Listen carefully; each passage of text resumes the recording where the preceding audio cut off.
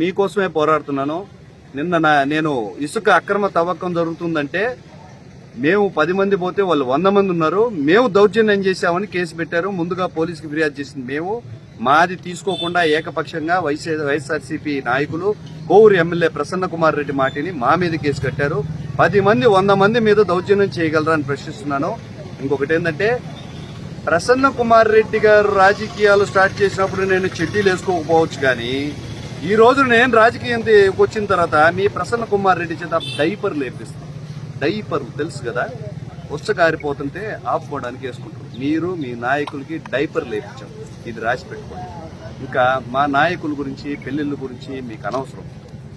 వ్యవస్థ గురించి మాట్లాడలేని వాడు, అభివృద్ధి గురించి మాట్లాడలేని వారే వ్యక్తిగత విషయాలకు వస్తారు. వాళ్ళని సన్నాసులు అంటారు. మరొకసారి తెలియజేస్తున్నాను.